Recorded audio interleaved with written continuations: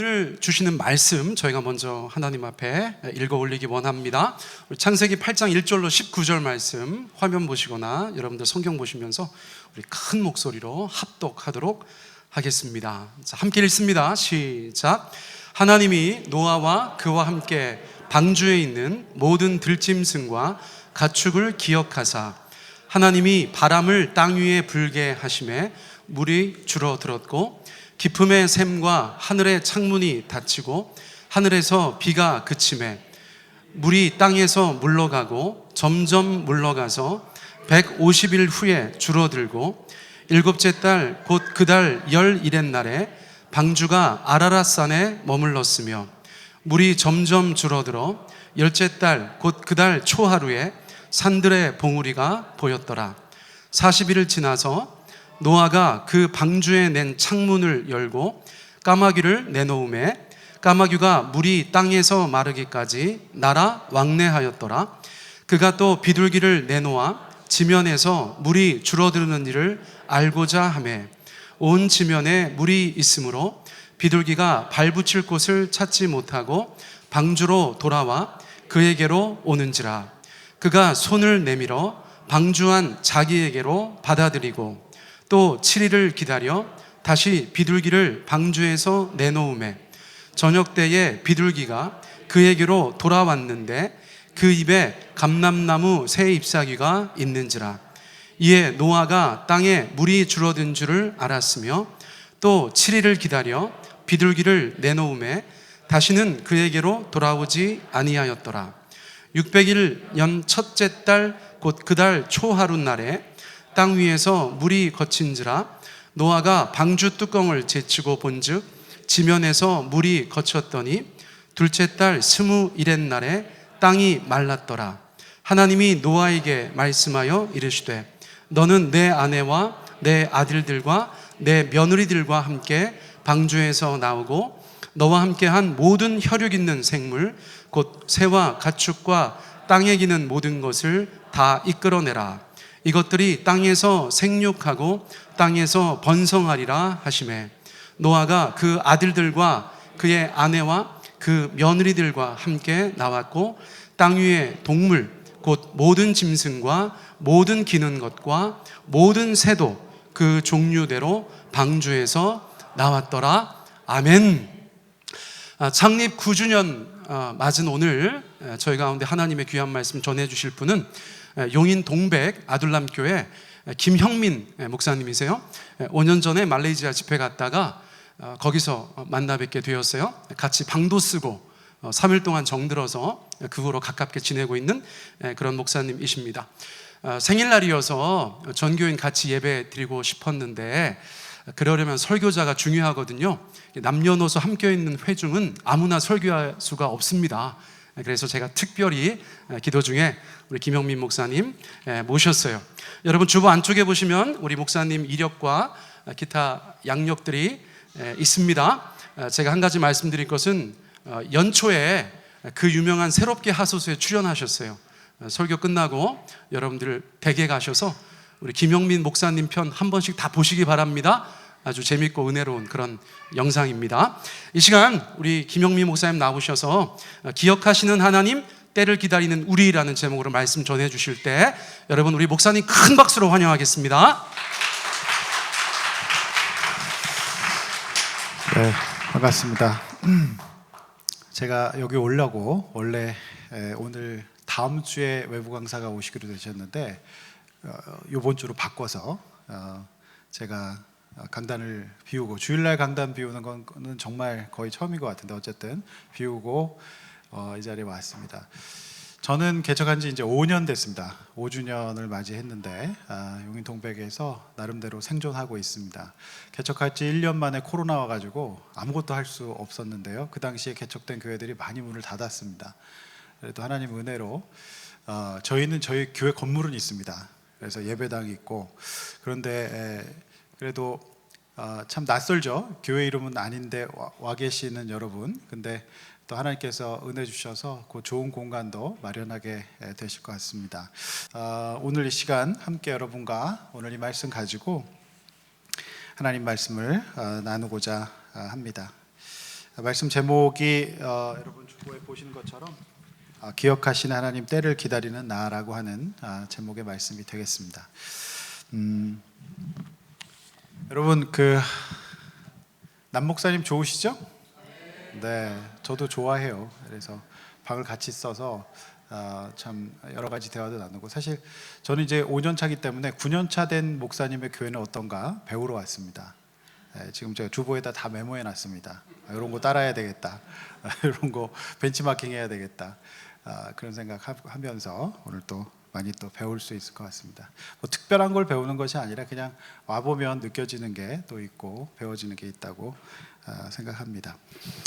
여러분, 저는 요즘에 창세기를 묵상을 하고 있는데요.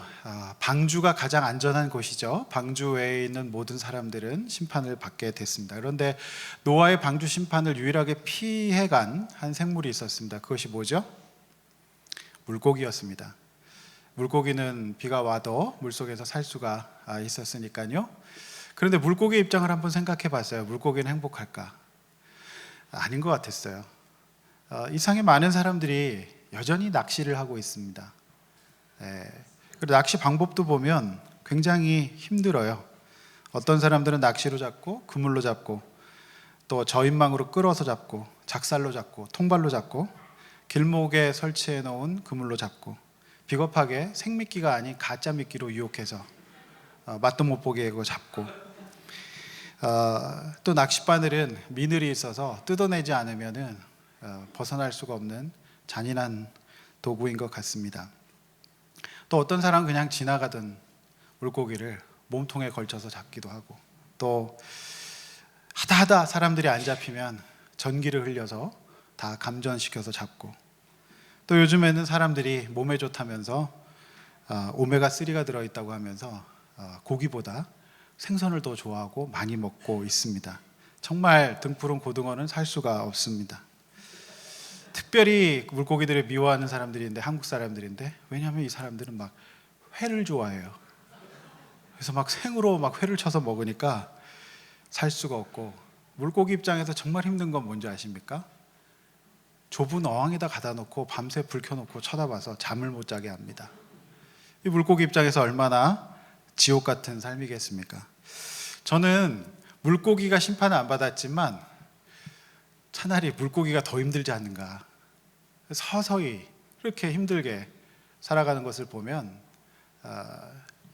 방주 외에 심판의 예외는 없다, 그런 생각을 다시 한번 하게 됩니다. 오늘 저는 이 본문을 갖고 두 가지 말씀을 나눌 텐데요. 첫 번째는 기억하시고 감해 주신 하나님, 1절에서 5절이고요. 그리고 인내하며 기다릴 때 말씀해 주신 하나님, 이렇게 두 가지 말씀입니다. 첫 번째 1절에서 5절의 1절 말씀이죠. 하나님이 노아와 그와 함께 방주에 있는 모든 들짐승을 기억하사. 노아와 그의 가족들은요, 비가 오기 전에 방주에 7일 전에 들어갔습니다. 참 굉장히 힘들지 않았겠습니까? 방주를 지어놨는데 7일 동안 비가 안 와요. 그런데 드디어 7일 후에 창문이 열려서 40일의 홍수가 시작되었고 150일을 물이 땅에 넘치는 방주의 시간을 보내게 됩니다. 그 방주 안에서 시간을 보내고 있는 노아와 노아의 가족들의 마음을 한번 생각해 보십시오. 여러분, 한번 생각을 해 보십시오. 언제 끝날지 모르는 이 홍수의 한가운데서 그 가족들은 무슨 생각을 했을까요? 참 기가 막히지 않겠습니까? 노아는 전 재산을 들여서 방주를 그 오랜 세월에 걸쳐서 지었고, 방주를 지어놓고도 막상 들어갔지만 비가 오지 않는 7일의 시간을 보낼 때, 또 40일에 비가 내리는 시간, 150일의 시간을 보낼 때 이들에게 하나님께서 주신 시간의 계획표는 없었어요. 언제 끝난다, 언제 나가라, 이런 말씀이 없었습니다. 사람은 보통 예측할 수 없을 때, 내가 대비할 수 없을 때, 그때 멘탈이 무너집니다. 만약 여러분이 방주 안에 있는 노아와 노아의 가족들이라면 어떤 마음이 드셨을까요?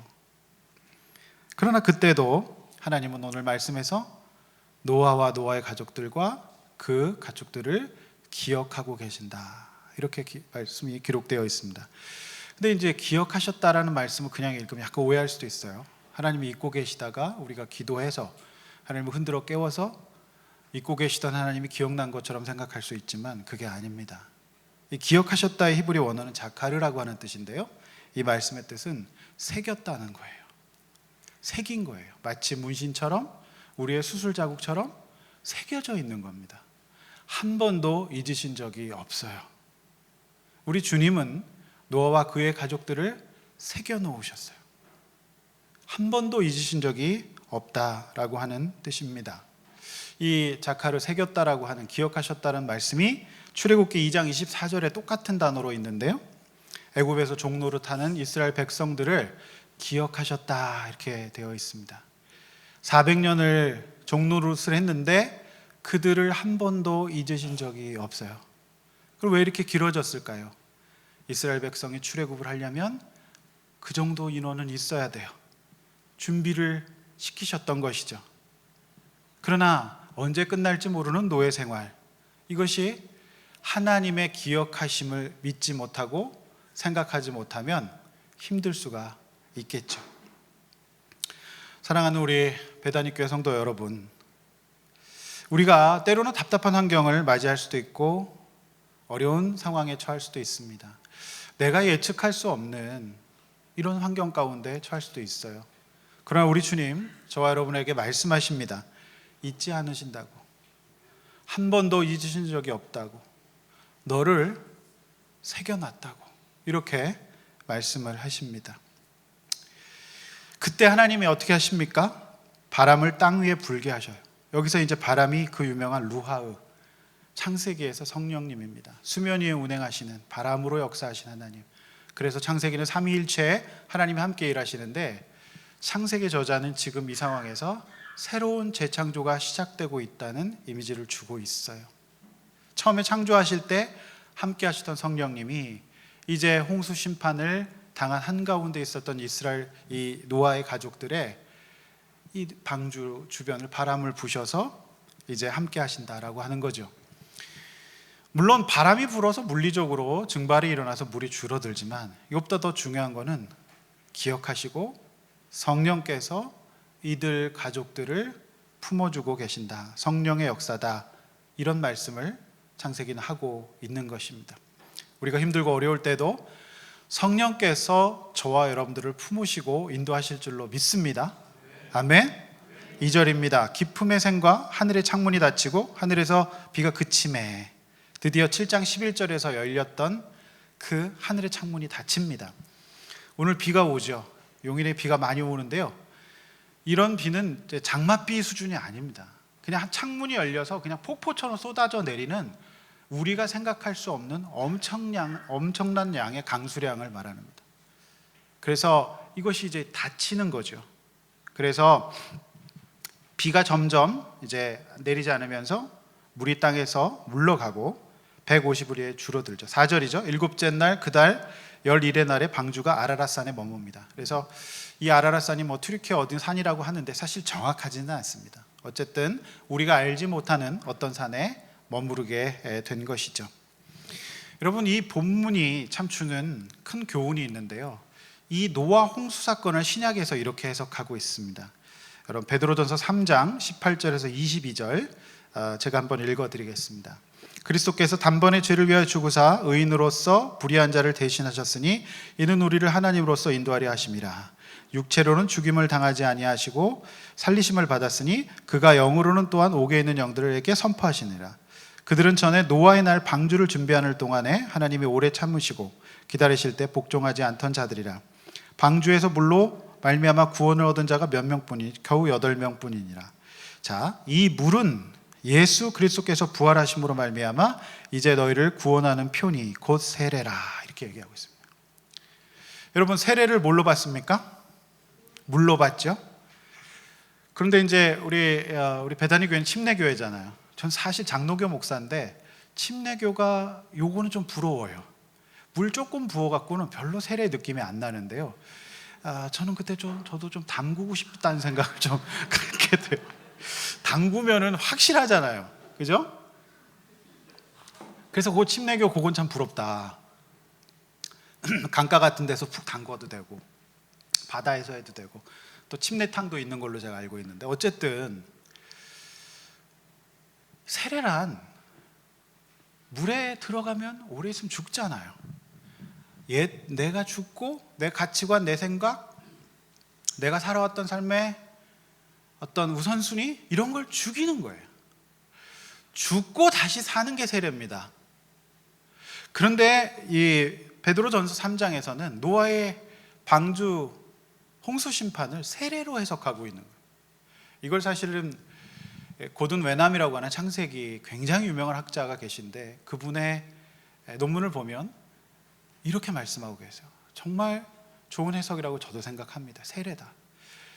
우주적인 심판을, 우주적인 세례를 지금 노아와 노아의 가족들이 감당하고 있는 겁니다. 여러분, 그 방주 안에는 그 기약할 수 없는 시간과 그 답답한 환경일 수 있잖아요. 그러나 그 안에서 오직 기억하신 하나님만 바라보고 나의 성품과 나의 생각과 나의 의지와 내 생각들을 세례받지 않으면 거할 수가 없는 곳이 구원의 방주 공동체인 것이죠. 여러분, 우리는 지금 교회 안에 있습니다. 저는 사실상 이 시대의 방주는 우리 교회 공동체라고 생각해요. 그런데 많은 분들이 교회를 왔다가 떠나고 또 더 깊이 구원의 방주에 올라타지 못하고 탈까 말까 방주의 겉들만 밟고 가시는 분들도 꽤 계십니다. 여러분, 정말 이 말씀 속에 방주 생활은 내 죄와 옛 성품과 가치관을 버리지 않으면 견딜 수가 없다는 거예요. 여러분, 방주는 방향타가 없고 스크류가 없습니다. 내 뜻대로 스피드를 조절하고 내 뜻대로 방향을 정할 수 있는 것이 방주가 아니에요. 방주는 무동력입니다. 그냥 떠다니는 거예요. 그 떠다니는 곳에서 살려면, 그 구원의 때를 통과하려면 이런 세례받은 마음, 내가 예수 안에서 거듭났고 다시 살은 하나님의 백성이다. 우리 주님이 나를 기억하고 계신다. 내가 알 수 없어도 그분을 믿으며 신뢰하며 나아가야 된다. 이 말씀이 오늘 본문이 주는 귀한 메시지인 것이죠. 여러분, 내가 방향대로 가고 내가 원하는 방향대로 가고 내가 가고 싶은 스피드대로 사는 거, 이거는 그리스도의 삶이 아니에요. 아마 이 방주 안에서는 세례의 의미를 알지 못했다면 거하지 못했을 거라고 저는 생각합니다.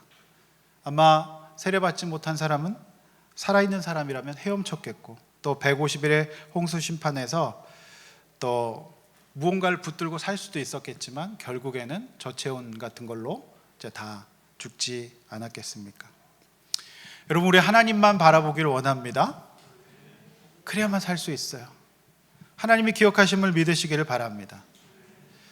방주의 구조는 창문이, 우리 옆에 있는 창문 같은 창문이 없어요. 창문이 있는데 어딘지 아십니까? 거의 천장 끝에 매달려 있습니다. 그러니까 방주는 옆을 바라보고 살 수가 없어요. 오직 하늘의 하나님만 바라봐야 돼요. 주님만 바라봐야 살 수가 있는 것입니다. 그게 방주가 주는 귀한 교훈인 것이죠. 여러분, 하나님이 여러분 기억하고 계십니다. 성경은 개역 성경에 이것을 권념하셨다 이렇게 기록하고 있거든요.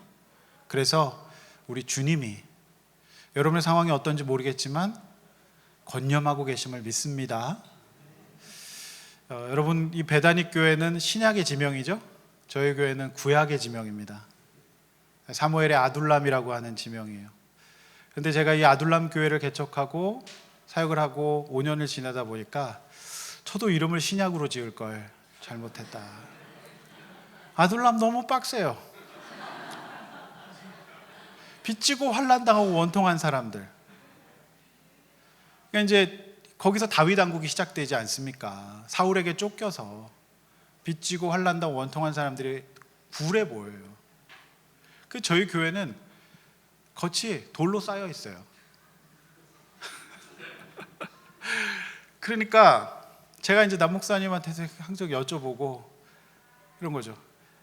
궁금한 거죠. 예. 우리가 너무 빡세요. 오늘도 어떤 권사님이 저를 찾아오셨어요. 찾아오셔가지고 김 목사님 우리 아들 좀 살려주세요. 아들이 40대인데 계속 정신 못 차리고 정선 카지노를 간다는 거예요. 그래서 이 어머니가 건물주예요. 용인의 용인시장 앞에 다세대 건물이 있는데 그 새로 먹고 사시는데 아들이 자꾸 자기한테 돈을 갚아달라고 그러고, 그리고 어쩌면 자기 죽는 것만 기다리는 것 같아. 그러니까 그 권사님이 오늘 찾아오셨어요. 근데 제가 오늘 여기 오느라고 상담도 못 해드리고 왔어요. 김 목사님 어디 가세요? 그러니까 그런 분들이 오시는 거죠.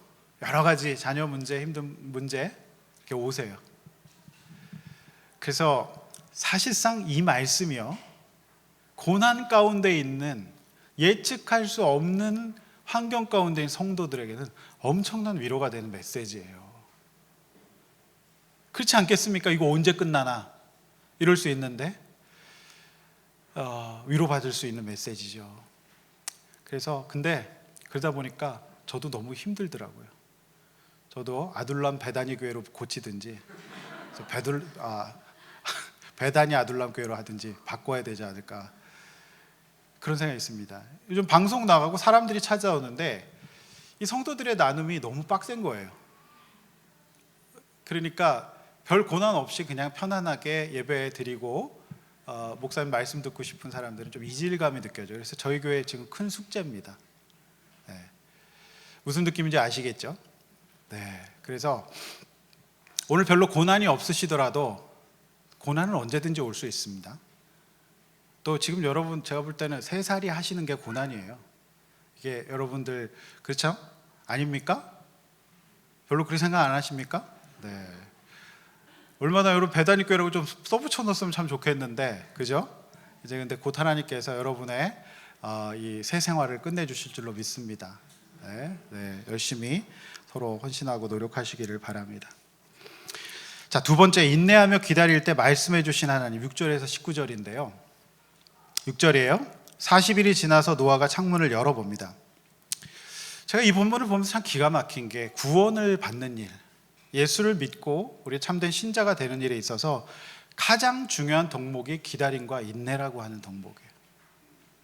이게 없으면 안 되는 거죠. 인내, 참는다, 견딘다. 이게 해본 분들, 이것 때문에 힘들어 본 분들은 견디는 게 얼마나 어려운지 아실 거예요. 진짜 쉽지 않은 일입니다. 그럼 방주 안의 생활을 다시 생각해 보십시오. 일단 매일 먹는 것이 같습니다. 먹는 게 매일 똑같아요. 그리고 공간이 제한되어 있습니다. 물론 이 방주가 중형 항공모함급에 좀 널찍해요. 한 130m 정도 되거든요. 그러니까 좁은 공간은 아닙니다. 그런데 일단 매일 먹는 것이 같고 제한된 공간이에요. 광활한 대지만큼 좋겠습니까? 그렇지 않죠. 그리고 어떤 학자는 이 본문을 해석하면서 이래요. 짐승들이 들어갔는데 조명이 어둡고 산소가 좀 부족하기 때문에 자연스럽게 동면에 들어갔을 가능성이 있다, 이런 이제 해석을 하시는 분들도 계시더라고요. 그런데 아이들이나 짐승들이랑 똑같아요. 꼭 안 자고 깨어서 울거나 돌아다니거나 떠드는 애가 있죠. 근데 이 동물들의 특징은 동네 개 한 명이 한 아이가 짖기 시작하면 온 동네 애가 다 짖잖아요. 그러니까 이 방주 안에 많은 짐승들이 있는데 한 녀석이 짖기 시작하면 방주는 그야말로 최악의 소음 지옥이 될 것이라는 것이죠. 그렇지 않겠습니까? 방주의 일상을 생각해 보십시오. 성경에 보면 노아에게 하나님이 너의 재정을 관리하라 그래서요. 그걸 관리해서 뭘 하는지 아십니까? 그 안에서 먹을 것을 준비하라 그러세요. 구원을 위해서. 그래서 여러분, 노아는 방주 짓고 그 안에 양식 싣는데 영수증 처리가 되지 않아요. 다 자기가 재정을 관리해서 양식을 실었어요. 근데 여러분, 먹이면은 이 짐승들이 어떻게 합니까? 싸지요. 특별히 여러분 대동물, 막 소나 말이나 뭐 이런 것들 있잖아요. 얘네들 그 싸는 양이 장난이 아닙니다. 엄청 싸죠. 시골에서 소길러 보신 분들은 아실 겁니다. 그러니까 제가 볼 때는 노아의 방주 안에서 최초의 동물학대도 일어났을 거라고 생각해요. 너무 싸니까 안 먹이고 싶을지도 모르지 않겠는가 싶어요. 그러니까 방주의 일상은 방주가 1, 2, 3층으로 돼 있거든요. 그렇죠? 1, 2, 3층에 짐승들이 가득 차 있는데 일어나면 걔들 계속 먹이고 계속 똥 치우고 먹이고 똥 치우고, 이게 일상이 아니었을까라는 생각을 해봅니다. 제가 청소년 사역을 할 때 이 본문을 가지고 똥방주라는 설교를 한 적이 있어요. 여러분, 이 시대 아이들은요, 학교를 방주라 생각합니다. 끊임없이 공부해야 되고 아무것도 할 수 없어요. 갇혀있는 상황이에요. 행복도가 가장 떨어지는 아이들이죠.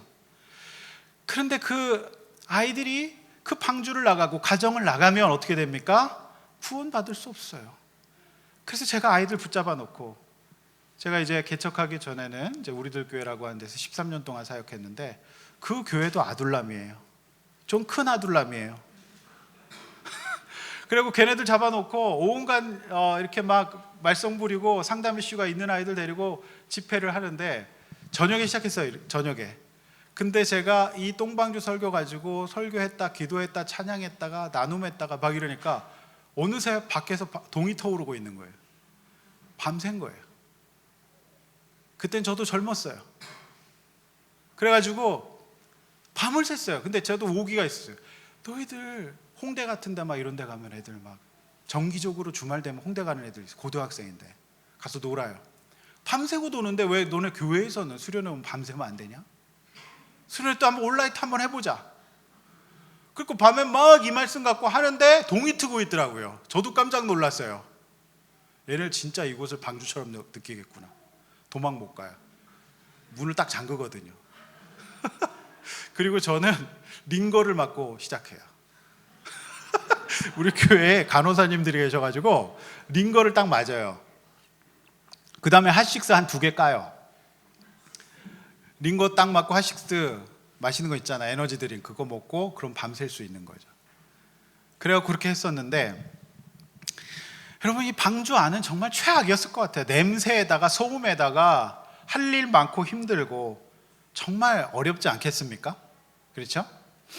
그러니까 세례받지 않는 사람, 내가 죽고 예수만 바라보고 하나님이 나를 기억하신다는 확신이 없으면 거할 수 없는 곳이 방주라는 거예요.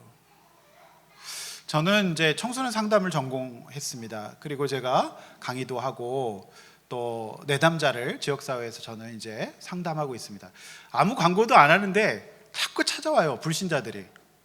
그래서 그 부모님들 그 자녀 문제 때문에 이제 10회기 상담을 하고 라포를 형성해서 이제 그 이후로 신앙 공동체를 팔로우하고 있어요. 그러니까 아둘람이겠죠? 그런데요, 부부 문제가 너무 심각한 부부가 있어요. 저희 교회 앞에 두산 위브 제니스라고 완전 새로 지은 아파트, 동백에서 제일 비싼 아파트 입주하셔서 잘 살아요. 그리고 또 옆에 보면 롯데 캐슬이라고 있어요. 캐슬이면 벌써 있어 보이잖아요. 거기가 이제 제일 좋은 아파트인데 거기 사세요. 근데 저한테 못 살겠다고, 이혼하겠다고 찾아오셨어요. 쭉 상담을 해봤더니 너무 부부가 달라요. 근데 도대체 그럼 왜 상담을 하셨습니까? 근데 이 부부의 자녀가 있는데 초등학교 3학년이에요. 저는 초등학교 3학년 남자애가 제 앞에서 그렇게 슬픔에 차올라서 막 우는 걸 처음 봤어요. 또 왜 이렇게 우니? 엄마 아빠가 싸우는 통에 못 살겠대요. 네. 너무 힘들대요. 좀 살려달래. 초등학교 3학년 그렇게 하기 쉽지 않거든요. 자기 감정을 서술할 수 있는 나이가 아니에요. 그런데 너무 힘들대. 뭐 그러는 거죠. 그래서 제가 이제 2분을 지금 따로 상담을 하고 지금 회기가 넘어가서 관계 형성은 된 상태예요. 그래서 어떻게 그럼 결혼하게 되셨습니까? 제가 여쭤보니까 이 여자분이 불신자예요. 안 믿는 분이에요. 이렇게 얘기합니다. 남편을 처음 만났을 때 그 사람에게서 좋은 향기가 났다는 거예요. 한마디로 냄새 맡고 결혼한 거예요. 저는 진짜로 무슨 신앙이고 인격이고 교양이고 집안이고 이런 거 다 떠나서 경제력이 확보리고 다 떠나서 냄새가 배우자 선택의 기준이 될 수 있다는 걸 처음 알았습니다. 자매님들은 그러신가 봐요. 그 남자에게서 너무 기분 좋은 냄새가 났대요. 결혼하시려면 냄새 신경 쓰시길 바랍니다. 냄새가 안 좋으면 사실상 결혼 못 한다고 봐야 됩니다. 그 자매님은 그랬대요. 딴 거 다 떠나고 냄새가 너무 좋은데 그러면서 자기 그분 말로 그래. 섹시했대요. 그래서 결혼했대요. 그런데 살아보니까 완전 아니더라. 당연하죠. 어떻게 냄새가 하나님의 인도와 기도도 아니고 예배도 아니고 공동체 조언도 아니고 냄새가 배우자 선택의 기준이다? 망하신 거죠. 이 남편은요, 화장실 들어가면 안 나와요. 화장실에서 2-3시간을 혼자서 보내요. 혼자 있어. 뭐할 거기서 그냥 거기가 좋대. 인간관계가 차단된 곳이 좋대요. 사연이 있죠. 그 어머니 아버지가 너무 억압하셨어요. 그리고 아버지 회사를 물려받아려고 했는데 아버지가 한 번도 인정해 준 적이 없어요. 그러니까 이분이 처음 맞아본 인간관계는 어머니 아버지와의 인간관계는 너무 힘든 것이었기 때문에 혼자 있는 게 좋다. 그래서 어려서부터 늘 오락실에서 살았대요. 근데 지금은 오락실이 핸드폰에 있으니까 화장실 가서 신나게 하는 거죠. 어떻습니까? 그러면 아내 입장에서 어땠습니까? 예? 냄새 맡고 결혼했는데 아니 저는 냄새가 배우자 선택의 기준 될 수 있어서 너무 깜짝 놀랐어요. 자매님도 혹시 그런 생각 갖고 있으면 정말 정신 차리십시오. 결혼은 인생의 중간고사예요. 기말고사 뭔지 아십니까? 배우자의 결혼이에요. 배우자 아니에요. 자녀의 결혼이에요. 배우자의 결혼이란다. 죄송합니다. 제가 오늘 정신이 하나도 없어요. 여기 온다 하도 서둘러가지고. 어쨌든 자녀의 결혼, 그게 신앙 실력이라는 거예요. 어떻게 결혼시키느냐. 그래서 중간고사 망치셨지만 마음 치료 받으시고, 그리고 이제 자녀들 우는 자녀라도 도와주셔야 된다고. 근데 그분들 이제 곧 전도하려고 그래요. 저희 그룹들이 있거든요. 목장이라고 하는. 근데 거기 오시잖아요. 그럼 거기를 좀 방주처럼 느끼는 것 같아. 요즘 방송 보고 사람들이 찾아오는데 이게 너무 빡센가 봐요. 그 방주가. 그러니까 세례받지 못하고 내 나름대로 예수 믿고 그냥 편하게 예배만 드리려고 하셨던 분들은 그 그룹이 힘들어 하시는 거예요. 이게 저희 지금 숙제예요. 앞으로 이제 9년 되셨는데 목회 선배님이시잖아요. 저도 이제 9년 차를 어떻게 맞이할까. 오늘 많이 배우고 갑니다.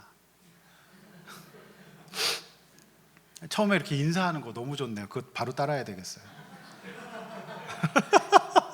네, 좀 어색어색한데 아주 좋은 것 같아요. 여러분, 저는요, 이 노아의 믿음도 중요하지만 대단하지만 노아의 배우자와 며느리들이 정말 대박이라고 생각합니다. 그 냄새 나는 곳, 그 똥 치워야 되는 곳, 그리고 수컷의 냄새가, 원래 수컷들은 토스테론 때문에 땀과 피지 분배가 많이 되기 때문에 냄새가 나요. 아들 방에 들어가 보세요. 그게 방주 냄새입니다. 예? 군대 간 저희 아들 방에 들어가면 그냥 방주가 거기구나 싶어요. 그 이상한 그 총각 냄새가 나거든요. 그런데 그 짐승들이 막 똥을 싸고 그걸 해야 되니까, 여러분, 이거 세례 안 받으면 못 있는 겁니다. 여러분 침례 받으셨죠? 여러분 죽었다 사는 거예요. 그래서 고든 외남이 방주는 세례 받는 것이다. 예수 안에 있어서 살고 나의 삶의 방식과 나의 취향과 이런 것들을 내려놓지 않으면 안 된다라고 하는 겁니다. 세상과 다릅니다. 여러분이 교육받아 오셨던 거, 여러분들이 생각하고 있는 거, 또 주변에 영향받은 것과는 우리 하나님의 공동체, 하나님의 나라는 다른 거예요. 그래서 끊임없이 여러분들이 구원의 길로 가시고 하나님 앞에 성장하시려면 언제나 그것을 잊지 않으시기를 바랍니다. 여러분, 방주 안에는요 그런 거예요. 우리가 교회 생활을 하고 공동체 생활을 하죠. 근데 제가 답답한 거는 이 본문을 보면서 그런 생각이 들어요. 내가 안 치워도 되는 똥을 치워야 될 때가 있어요. 여러분, 우리 공동체 생활하다 보면 우리 공동체 안에서 연약한 분들도 있고요. 내가 끊임없이 그 상대의 어떤 인간의 민낯을 볼 때가 있어요. 그렇지 않습니까? 너무 싫다. 그런데 방주 안에서 그들은 자신의 구원뿐만이 아니라 모든 생물들을 보존해야 될 사명이 있어요.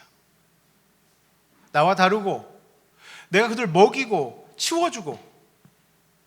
교회는 사실 그런 일을 하는 곳이에요.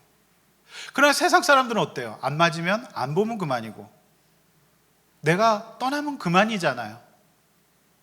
그래서 제가 이 본문을 보면서 위로가 또 더 되더라고요.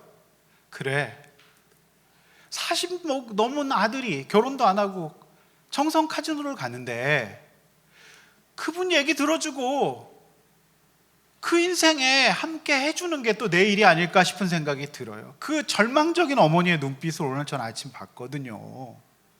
그럼 어떻게 해야 돼요? 그거 해야 되죠. 저는 상담을 하는 사람입니다. 상담이 사실은 그 과정이에요. 어떤 상담 선생님이 이런 얘기를 하더라고요. 별명을, 닉네임을 짓는데 나는 쓰레기통이래. 왜? 사람들이 나에게 다 버리고 간대요.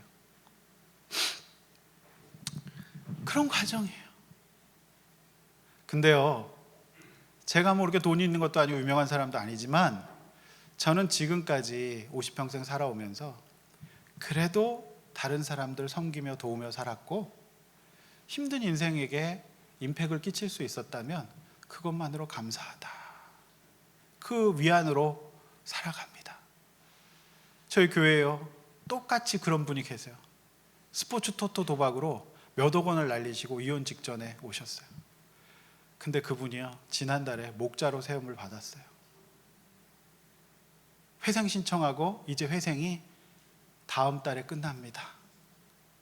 저는 그분만 보면 배가 불러요. 그래서 그 40대 정선 좀 종류는, 그분은 바카라를 좋아하신대요. 그래서 바카라 아저씨 오면 그 목장에 넣어드리려고요. 누구보다도 잘 살릴 수 있을 것 같아요. 그 아내분, 권찰님, 그 절망적인 눈빛 언제 끝날지 몰라. 근데 위로했어요. 괜찮다. 집사님 힘내시고 가정 지키시고 우리 힘있게 살아갑시다. 그분이 교회에 왔는데 또 넘어졌어요. 와서 예배를 드리고 목장 하다가 또 넘어졌어요. 그러면 보통 목장 공동체에서 어떻게 됩니까? 교회 공동체에서 정지할 수 있겠죠. 그런데 우리가 다 같이 가서 위로하고 잡았어요. 그분이 넘어지고 나서 교회 나온 다음에 넘어졌어요. 저한테 울면서 목사님 어떡해요? 저 어떡해요? 저 좀 살려주세요. 저 아내가 이혼하재요. 울면서 전화했던 것이 몇 년 전이에요. 근데 우리가 함께 그분 그냥 치워주는 거예요. 먹이고. 또 먹기는 되게 많이 먹어요. 그래서 또 목자 가면 항상 우리가 밥을 차리거든요. 그러니까 밥 차리는 거예요, 그냥. 그리고 먹고 들어준데 이제 좋아졌어요. 근데 그분이 회사가 얼마 전에 베트남으로 출장을 갔어요. 그 반도체 관련된 일을 하시는데 그 삼성전자랑 같이 일하시는 업체예요. 그런데 베트남에 공장이 있어서 거기를 가셨어요. 핸드폰 부품 3개월 동안 거기서 출장을 하셔야 되는 거예요. 가족 떠나서. 위기잖아요. 남자가 여러분 3개월 동안 베트남 물가 싼데 거기 가서 혼자서 있으면 어떨 것 같습니까? 위기죠? 우리 남편들 웬만하면 출장 안 보내시길 바랍니다. 굉장히 위험해요. 네? 어떻게 했는지 아십니까? 제가 베트남 신방 갔잖아요. 그 한 영혼을 위해서. 그 한 영혼을 위해서. 야, 근데 더 대박이 있어요. 근데 제가 표를 잘못 끊었네. 한 달 뒤 거를 끊었네. 너무 정신이 없으니까 가야 된다는 생각에 되게 싼 게 있더라고요, 표가. 보니까 2월 달에 가야 되는데 3월 달 표였어. 그래서 하니까 없어. 그거 어떻게 해요? 당일날 끊으니까 베트남 표가 110만 원인 거예요. 그 왕복 220만 원, 편도만. 당일 가야 되니까 더 이상 일정이 딴 데 안 되기 때문에 그 끊고 제가 갔어요. 그래서 예배드리고 확인하고 집사님 제가 그렇게 값을 들이게 하신 이유가 있더라고요. 220만 원을 비행기 값을 베트남을 갔던 이유가 있어. 집사님, 저 만약에 집사님 또 넘어주시면 저 못 삽니다. 이 표값 물어내세요. 그래서 그분이 넘어지지 않고 잘 귀국했어요. 치워주는 거예요. 넘어져도. 제가 볼 때 우리 배단위 교회 성도님들도 걸리지 않았을 분, 넘어졌 분도 계실 겁니다. 사실 걸림이 축복이에요. 그런데 어쨌든 그렇게 이제 가는 거죠. 치워주는 거죠. 그래서 제가 위로가 되더라고요. 아, 노아만큼 나는 하진 않았는데, 노아는 전 재산을 드렸고 그 방주에 타서도 기약도 없는데 계속 그렇게 치워주면서 하나님의 나라를 시작했어요. 제2의 인류의 조상이 된 거예요. 성도 여러분, 우리가 누군가를 구원하려면, 또 누군가를 함께 새로운 구원의 세상에 살려면 우리가 서로 교회로, 공동체로 그러한 일들을 해야 될 줄로 믿습니다. 여러분, 7절이에요. 까마귀를 내놓으면 까마귀가 물이 땅에서 마르기까지 왕래하더라. 이게 뭐예요? 왕래라는 말은 방주랑 밖을 왔다 갔다 했다는 뜻이 아니에요. 방주 밖을 왕래했다는 원어적인 뜻입니다. 그러니까 얘는 한마디로 안 들어왔다는 거예요. 왜요? 까마귀는요, 그냥 썩은 거, 떠다니는 거, 죽은 사체 이런 거 먹고 사는 거예요. 얘는 다시 안 돌아왔어요. 그러니까 방주 바깥을 나가면 뭐 이렇게 찬란하고 자유로운 삶을 살 수 있을까? 그렇지 않다. 방주 바깥에 나가봐야 썩은 고기를 먹고 사는, 그야말로 까마귀와 같은 인생을 사는 거예요. 그렇지 않습니까? 여러분, 방주 밖에 뭐 대단한 거 있습니까? 여기 어르신들 계신데 살아보시니까 어떻든가요? 우리 주 안에, 하나님 안에서 말씀과 믿음 가운데 있는 것이 가장 안전하고 편안한 삶일 줄로 믿습니다. 우리 9주년을 맞이한 우리 배단위 교회가 더 그런 사람들이 이곳에 와서 안식하고, 특별히 세종 특별자치시라고 하는 이곳에서 화려하고 좋아 보이고 또 세상적으로 어떨지 몰라도 믿음의 방주 안에서 살아갈 수 있는 그 축복을 누리시기를 바랍니다. 하이에나 같은 인생 살지 않기를 원합니다. 그래 봐야 까마귀예요. 자유로워 보이지만. 8절이에요. 노아는 이제 비둘기를 내놔요. 여러분, 비둘기가요, 우리나라에는 유해조수로 알려져 있지만 비둘기 사실 대단한 새입니다. 비둘기를 보니까요, 비둘기는 생물학자들에 따르면 10까지 셀 수 있대요, 숫자를. 그리고 기억력도 좋아서 인간의 모습을 구별한대요. 그래서 나홀로 집에 비둘기 아줌마가 가능한 겁니다. 그 아줌마를 알아보고 오는 거예요. 분별이 가능하다라고 하는 거죠. 그리고 더 놀라운 거는 비둘기가 시속 112km를 날 수 있고요, 하루에 10시간을 날아서 1000km를 다닐 수 있답니다. 특별히 이게 정말 대박인데요, 머리나 눈에 자성을 띤 물질이 있어서 방향을 잃지 않을 수 있대요. 북쪽을 향하는 곳의 색감이 다르대요. 얘는 그야말로 지금으로 치면 진정한 헤드업 디스플레이인 거예요. 얘는 방향을 잊을 수가 없어요. 그러니까 너무 놀라운 거죠. 그래서 옛부터 비둘기는 군사도구로 활용됐고요, 귀소 본능이 있어서 돌아온다라고 하는 것이죠. 자, 9절이에요. 아직 지면에 물이 있어요. 그러니까 뭐예요? 비둘기 내보내봤지만 앉을 곳이 없었다는 거죠. 자, 10절, 또 7일을 기다립니다. 자, 근데 여기서 7일, 7일, 7일 계속돼요. 얼마나 이 7일에 나가고 싶었을까요? 물이 줄어드는데. 그렇죠? 그런데 미리 들어가 있었던 7일보다 이 7일은 진짜 어려웠을 것 같아요. 여러분, 일주일 또 기다릴 수 있습니까? 진짜 이거 짧은 것 같지만 너무 힘들 것 같아요. 저는 못 기다릴 것 같다는 생각을 했어요. 저는 못 기다려요. 저는 답답한 게 싫거든요. 그런데 노아와 노아의 가족들이 안 나가요. 그리고 있네요. 그리고 비둘기를 다시 내보냅니다. 그러자 비둘기가 어떻게 합니까? 잎에 감람나무 새잎사귀를 물고 와요. 여기서 새잎사귀라는 것은 새로 돋아난 잎을 말해요. 그러니까 줄어들었고 물에 떠다니는 가지를 갖고 온 것이 아니라 새잎사귀를 꺾어 왔다라고 하는 거예요. 자, 그런데 12절이 더 대박. 또 7일을 기다려요. 정말 기다리다 미쳐버리겠는 거죠.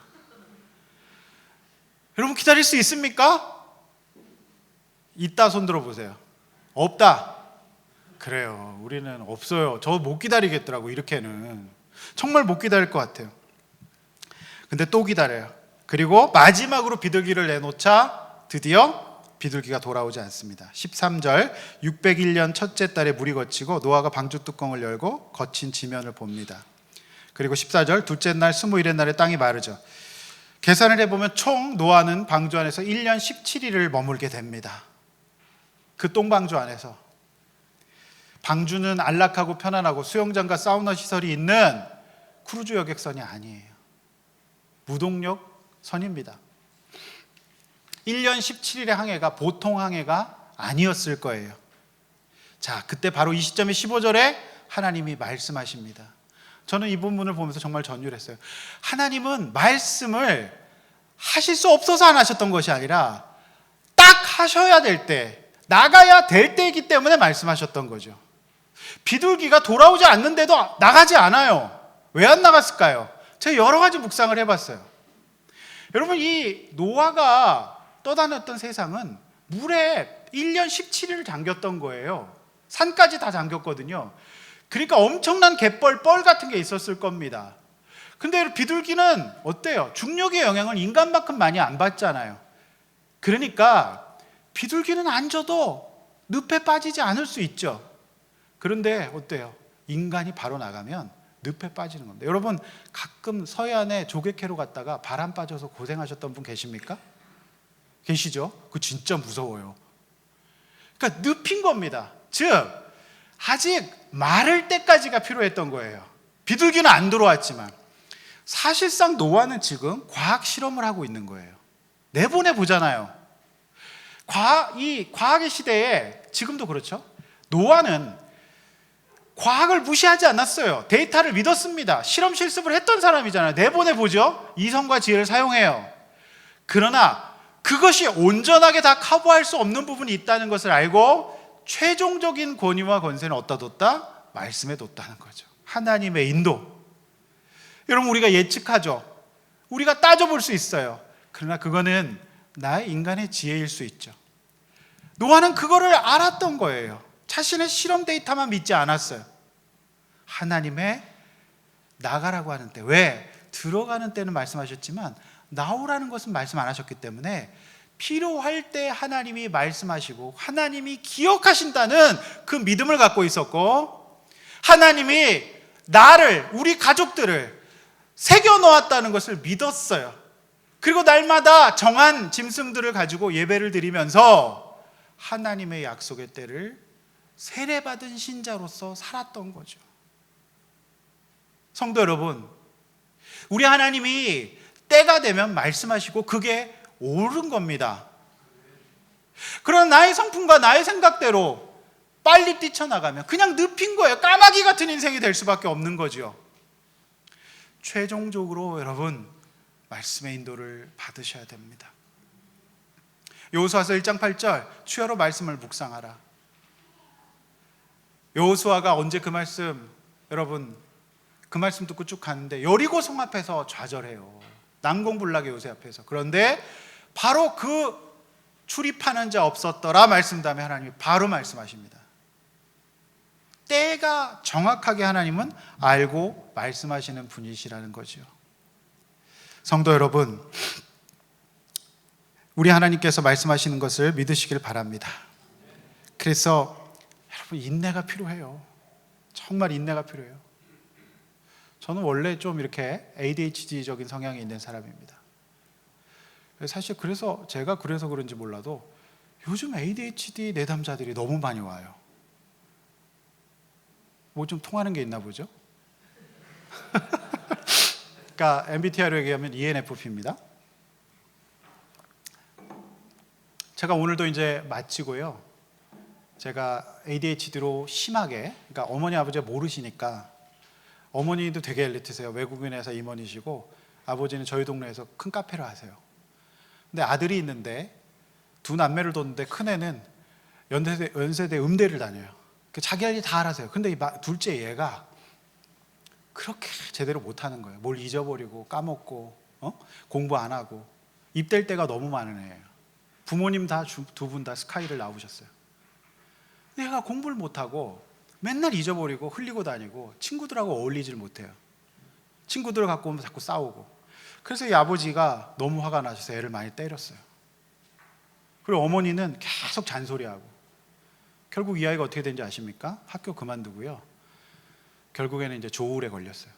그러니까 이제 동반장애로 ADHD는 하도 혼나니까 어디 가서 인정을 못 받으니까 동반장애로 조울증이 걸려요. 그래서 이제 얘가 크니까 얘가 그래요. 목사님, 저는 저희 아버지 제가 힘 생기면 언제 한번 때리고 싶다고. 여러분 조심하십시오. 자녀에게 맞는 수가 있습니다. 근데 없을 것 같으시죠? 요즘 그런 일이 가정폭력 사태로 많이 일어나서 요즘 애들은요, 때리면 바로 신고해요. 그래서 그 아버지가 자식 때문에 신고당해서 경찰서 갔다 온 다음에 해달별이 다 떨어졌어요. 그래서 안 믿는 분인데 저한테 와서 우리 아들 살려달라고. 근데 이제 제가 딱 보면 알죠. 그래서 어머니 아버지한테 ADHD 관련 전공 서적, 자녀들 어떻게 해야 되는지 책을 빌려드리니까 우리 애랑 똑같다는 거예요. 그래서 그 아이랑 지금 상담이 이제 거의 종료 직전이라 오늘 비 오는데 제가 그 아이 한 영혼을 위해서 저랑 저희 전도사랑 간사랑 해서 그 한 영혼 위해서 오늘 캠핑을 합니다. 그런데 오늘도 비가 오네, 노아 홍수 심판처럼. 비가 와도 상관없어요. 걔를 위해서 저는 해먹일 거예요. 오늘 오리고기, 돼지고기, 소고기, 그다음에 야채 다양하게 다 준비해놨어요.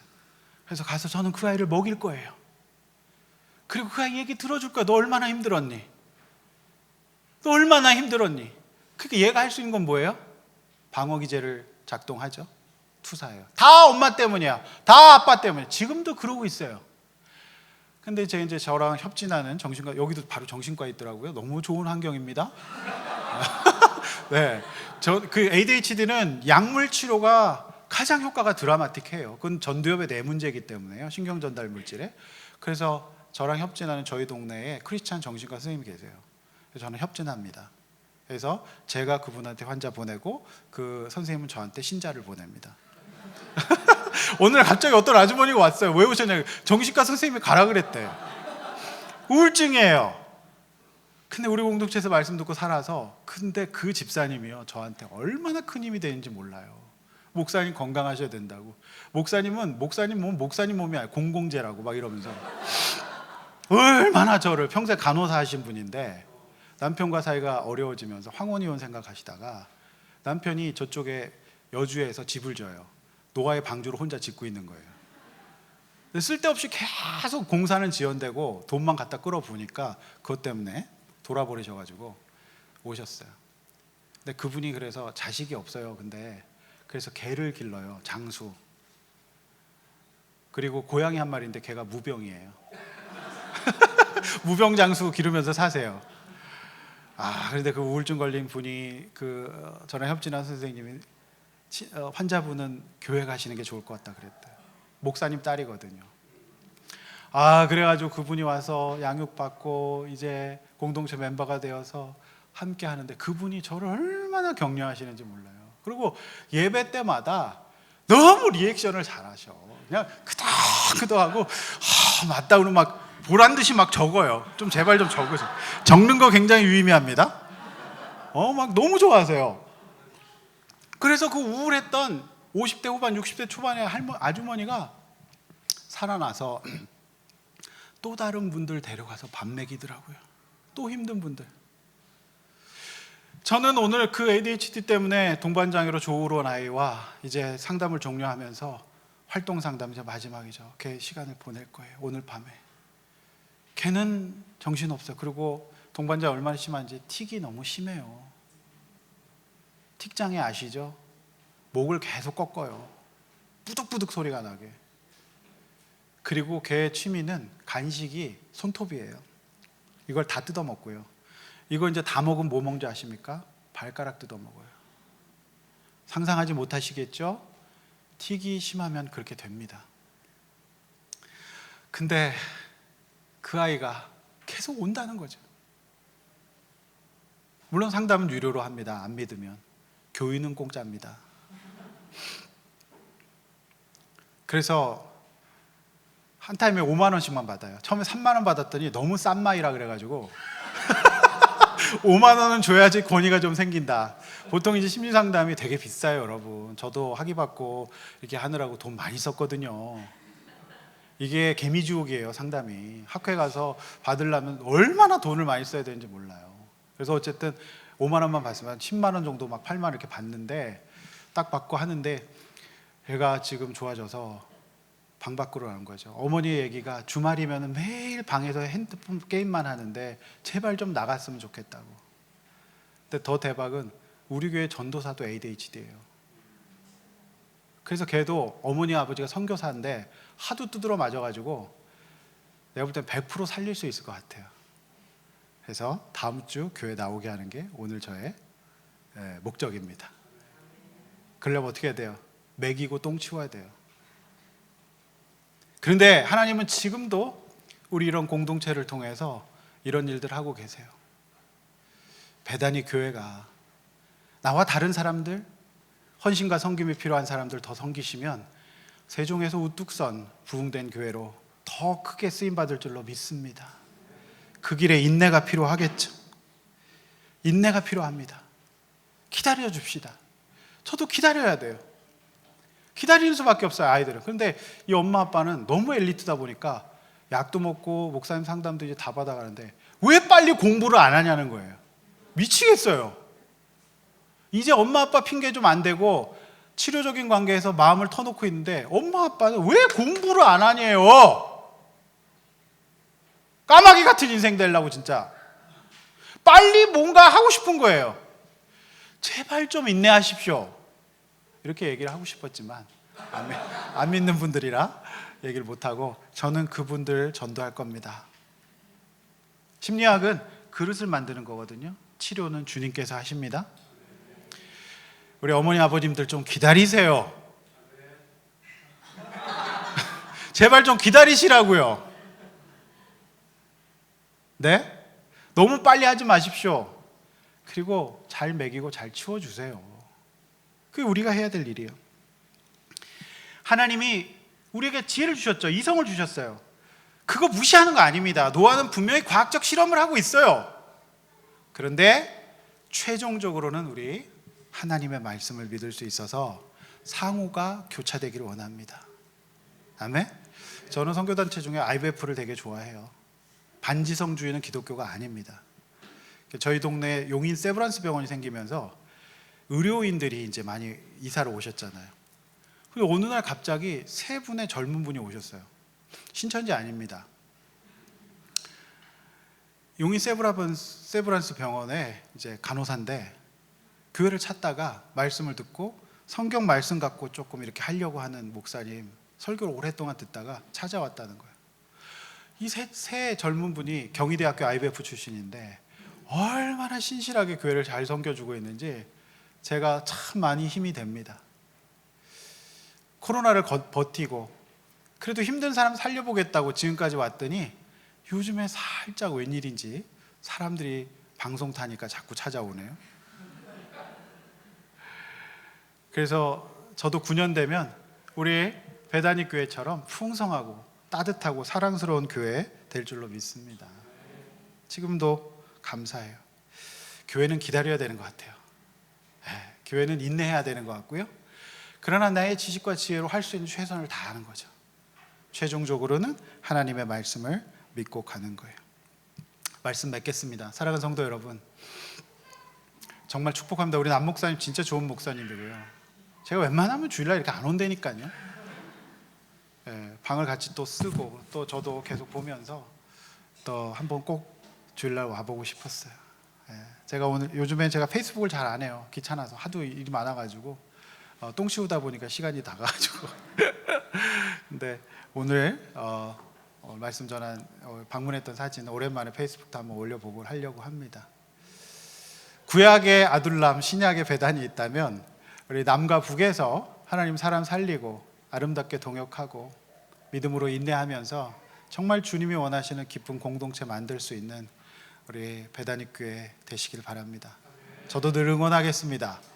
네, 용인 혹시 이사 오시면 오십시오. 요즘에 저희 동네 아주 핫합니다. 반도체 단지 생기고 막 이래가지고 동네 막 산이 다 갈아엎어지고 있어요. 남사에 반도체 밸리가 생기거든요. 난리예요, 동네가.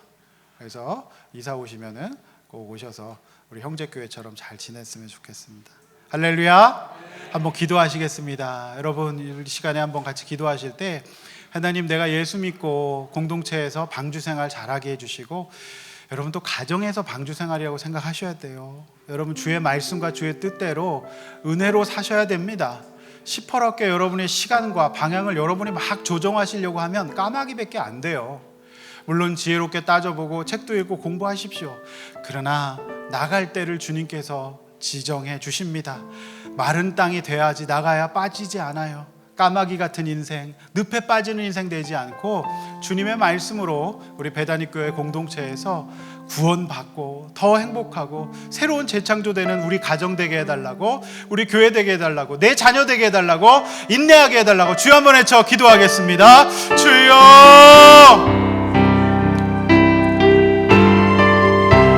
하나님 아버지, 9주년을 맞이한 우리 배다니교회 성도들 축복하여 주시고, 우리 배다니교회 성도들이 참으로 이제 침례받고 아버지 하나님 주님 앞에서 나를 내려놓고 내 뜻과 내 방향과 내 시기를 내려놓고 오직 주님이 가장 정확할 때, 가장 합당할 때 나에게 말씀해 주신다는 사실을 잊지 않게 하여 주시옵소서.